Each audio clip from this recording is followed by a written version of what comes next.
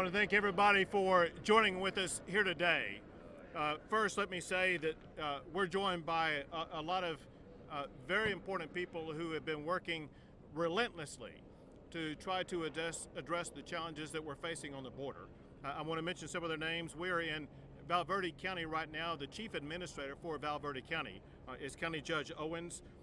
The mayor for Del Rio, who's been on the front lines of having to make a lot of tough decisions, been on the front lines of trying to protect his community from being overrun by everybody who's been coming across the border, is Mayor Lozano. You have Sheriff Martinez, the chief law enforcement officer for this county. For Mayor Lozano and Sheriff Martinez, President of the Border Patrol Council, who will be saying a little bit more later, as well as the Director of the Texas Department of Public Safety, Steve McCraw, who will also be making comments, as well as the General in charge of the Texas National Guard, Tracy Norris, is here. Importantly, we have members of the Texas House of Representatives with us, including the Speaker of the House. The reason why members of the House, as well as the Senate, as well as the entire legislature, are so important is a core component of the strategy for Texas to be able to respond to this disaster on the border is the funding that was appropriated by the Texas legislature that I signed into law last week. Altogether, the state has provided $3 billion for the state to be able to address this challenge. But let me start by making a point about the challenge that we're dealing with. We need to understand that if you go back a year ago, President Biden campaigned on having open borders in the United States. I'm sure most people, when they heard President Biden, either when he was as a candidate or as president, talk about open borders, they had no idea it would lead to the type of chaos that we've witnessed just behind me for day after day after day. Contrary to what Kamala Harris talked about trying to solve this problem in the Northern Triangle, what the world is witnessing now is the open border policies that are being utilized by the Biden administration. It attracts people from across the entire globe, including people coming from more than 150 different countries. And when you have an administration that is not enforcing the law in this country, when you have an administration that has abandoned any pretense of securing the border and securing our sovereignty, you see the onrush of people like what we saw walking across this dam that is right behind me. Well, because the Biden administration is doing nothing to secure our border, because the Biden administration has been promoting and allowing open border policies, it has been the state of Texas that had to step up and address this challenge and work with the local mayor, the local county judge, and the local sheriff to accomplish several things. One of our primary goals, obviously, was to assist local officials in making sure that their communities are going to be safe. But in addition to that, Texas is taking unprecedented steps. You can see by all of the Texas Department of Public Safety cars, as well as the National Guard vehicles that surround us here, but go for miles on either side of where we are right now. They have created a steel barrier preventing people from being able to cross the border. One day there were countless people coming across the border. Then that very same day, the Texas Department of Public Safety put up all of these DPS vehicles, and suddenly, in an instant, people stopped crossing the border in this location. That strategy is working. In addition to that strategy, there's something else that we're doing that's been unprecedented. And that is the state of Texas. We are arresting and jailing anybody who comes across the border illegally and trespasses on private property or on public land. And so it's not the Biden administration catch and release policy. It's the arrest and jail policy, sending a message to these folks and anybody thinking about coming here. If they're thinking about coming and crossing this river here in Texas, you may wind up with handcuffs on your hands, going straight to jail, as opposed to being released to the general population. The mayor here and the sheriff here and the county judge here, they've been on the front lines. and they've been overwhelmed with what has taken place. It's essential that Texas continues its efforts. One thing that I've learned in briefings, and that is now that we have sealed this particular area of the border, we see the migrants now trying to penetrate other areas of the border. As a result, our strategies are shifting also, because we will continue moving law enforcement and National Guard officials to whatever location people may be crossing the border and use the same strategy to try to reduce the influx that's unprecedented of the number of people coming across the border. I am now going to turn over the mic to the director of the Texas Department of Public Safety, who's been organizing the efforts on the front line. Director McCraw, why don't you come on up? Thank you, sir.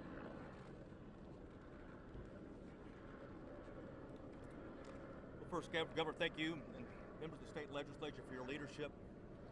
You made it very clear to us in the Department of Public Safety and to the Adjutant General, the National Guard, that Texas doesn't need anybody's permission to protect Texas. And as a result, you insisted that we be proactive in terms of assisting our Border Patrol agents in terms of securing this area, which is certainly a public safety threat, but also we're mindful as a homeland security threat. In fact, there's nothing more threatening as it relates to public safety in Texas and homeland security than an unsecured international border with Mexico, period. And we've experienced influxes before in Texas, certainly in 2014, 2015, but going back to 1986 was the highest number of apprehensions of illegal immigrants back in 1986. And that was at 726,000.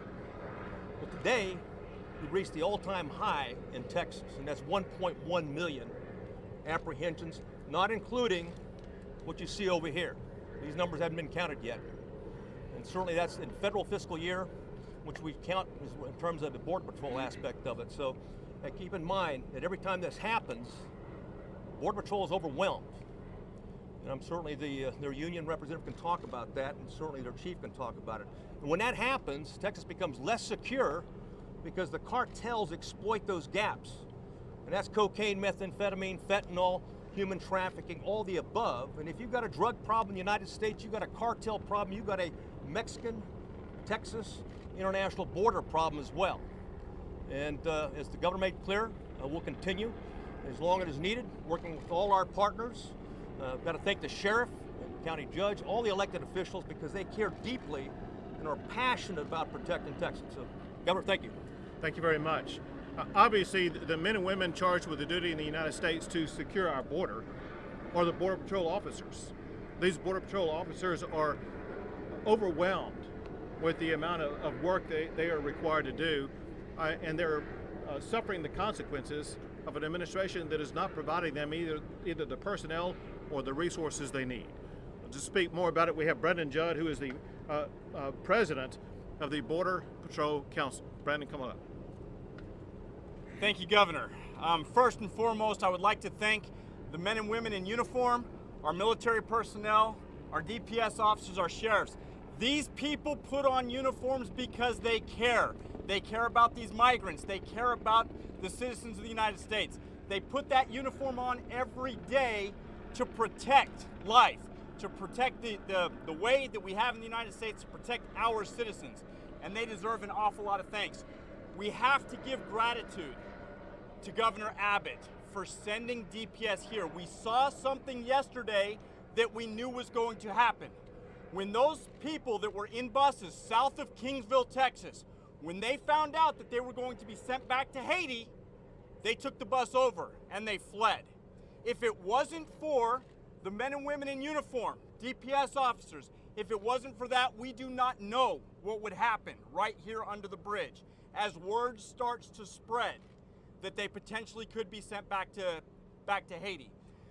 If we don't ask the question, why are we here? What caused this? We won't fix this problem. The simple answer is catch and release.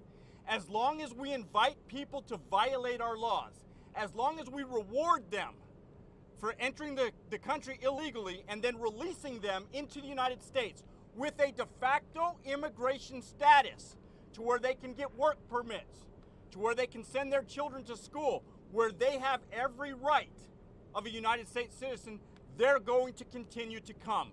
We've seen that time and time again. We have to have the proper discussion. If we have that discussion, we can fix this problem. But until we fix this problem, we're going to continue to see scenes like this. We're going to continue to put pressure on Texas resources. We're going to continue to rob Peter to pay Paul. We're going to shift Border Patrol resources from already areas that are troubled like Tucson, and we're going to send them out here. We're going to shift resources from Laredo, shut down checkpoints. We're going to cede law enforcement operations to criminal cartels. The administration knew this was coming. On June 17th, they were warned. On June 17th, they were told to construct a temporary outdoor processing site similar to what we have under the Anzalduas Bridge in McAllen, Texas. They ignored it. They ignored the warnings. And then we started to see larger and larger groups coming underneath the bridge and congregating to the point that we're here now. Had we have taken the proper steps, we wouldn't be discussing this right now today. But because we are, Texas has been stressed. The Border Patrol has been stressed. ICE has been stressed. The National Guard has been stressed. There are solutions to this problem. And what you see underneath the bridge, that is not humane. The Biden administration promised that they would have a humane process. That is not humane. It is humane to properly enforce our laws. It is humane to not just give lip service to an issue, but to actually follow it up with actions. That's what we haven't seen. And for that reason, I am grateful to General Norris. I'm grateful to Director McCraw, and I'm especially grateful to Governor Abbott for taking the lead on this issue, an issue that he doesn't have to take the lead on. But he does because he cares about the citizens of the state of Texas and the citizens of the United States. For that, Governor, thank you very much. Thank you.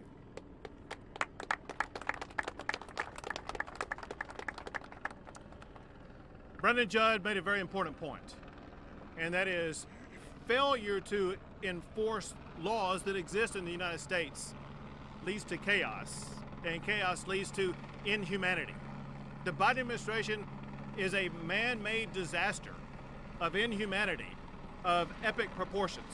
It must end immediately, and the way to end it is by the Biden administration stepping up and finally enforcing the immigration laws of the United States of America.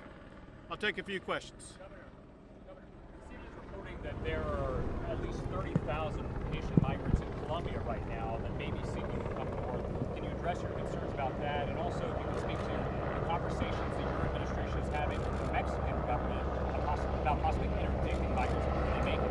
Sure. I missed the first part of your question. Who is saying that? CNN. The Colombian officials are saying that there are about 30,000 migrants that may be seeking to come here. Right. So there have been reports for a while now about other groups like this that could be coming from other countries. And that's exactly why we are here, because we want anybody who's thinking about coming to Texas, whether it be from Colombia or any other country, that Texas is going to be responding. We have the law enforcement, we have the funding, we have the strategies, whether it be here in Del Rio or any other location on the Texas border. If you are targeting Texas to come to, we're going to show up in force and shut down the border. We're not going to allow the disaster that we saw here in Del Rio to be replicated by additional caravans coming from wherever they may come from. Governor, first off, two-part question. We have heard that some hundreds of miles along this region are being on patrol due to the fact that all the agents are being pulled to this area. Are you concerned about that? And the second, we have heard of another caravan that is similar to this one in Reynosa, maybe attempting to cross into the McAllen area. So both the Texas Department of Public Safety, the Texas National Guard, as well as local law enforcement are very aware of the different locations that migrants may be trying to cross. Some are leaving this region, going to other regions either in Valverde County or in neighboring counties. And as a result, we are also moving resources to interdict those who may be trying to come in. We have heard information about the possibility of something like this happening in Reynosa, and DPS as well as the National Guard, they are working in collaboration with those on the U.S. side to make sure that we are going to be able to put up the resistance that is needed so that those communities don't suffer the same consequences that Del Rio did. Migrants are under that bridge right now, and are there any plans to reopen this border anytime soon? Sure. I will leave. And this the county judge. The county judge told me that as of right now, there are about 8,600 migrants who remain under the border. And as far as I and the state resources are concerned, there is no intention to depart this location until this location is fully restored to total control. I know you have flights going out and things like that. Any kind of estimate on when that could be? So the flights going out that you're talking about are flights that are conducted by the Biden administration. And candidly, there's been nothing but confusion and shifting different stories about where they're flying them from, where they're flying them to, how many they are flying out. So that's a constantly changing story that only the Biden administration can venture to tell you. Governor, on that point about the flights and when these migrants will be away from that bridge, the Biden administration believes that they can process those remaining migrants by the end of the week? Do you believe that? They have shown no capability of being able to process all of these migrants by the end of this week. The only thing that they've shown is an incapability of dealing with this crisis, candidly, in a way where they pretend it doesn't even exist. And we're here to tell you, it exists, it's total chaos. And the Biden administration, they need to up their game big time. Last question. Yesterday, the Secretary of Department of Homeland Security said that their response to the border here was commensurate with the need. However, we know that a lot of folks have been saying that you all need help down here for some time now. What do you suppose took them so long to get here? So we have been told by the Secretary of Homeland Security as well as others in the Biden administration, stretching back to last March and February, that they would continue to provide resources that were needed to prevent events like this from happening. And all those promises were never fulfilled. And as a result, it had to be the state of Texas, working in collaboration with our local partners, that steps up and provides the resources that are needed to staunch the flow of illegal immigration on our border, and we will continue that effort. Thank you all very much. Thank you guys so much. Thank you for coming. Thank you. Thank you so much. Q&A's over. Thank you. Thank you so much for coming. Are you speaking with the Mexican government?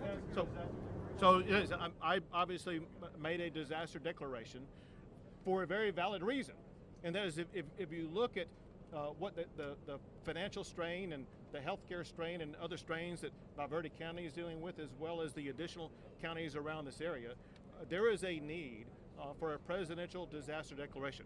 I have not yet heard back from the Biden administration, and if you look at history, about every time I've made a request, they've been non-responsive to any requests I've made about needs along the border and helping these counties with the resources that they need because they're completely overrun. Great, thank you Does guys. disaster Thank you. declaration encompass just by Valverde County, or is it the entire state?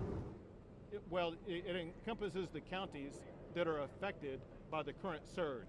It is capable of being expanded to make sure that the state and the counties and the cities will receive the resources they need to be able to cope with the disaster caused by the Biden administration. Great, thank you guys. No, that was the last question. Thank you so much. All right, DPS can escort you guys back out. Thank you for coming.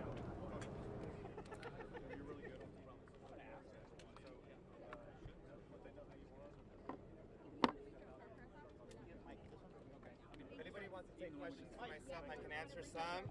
We're not taking any more questions right now. Thank you. Just let me know. Mr. Mayor, do you know when the bridge might be reopening? I'm being told that they're trying to get the bridge open between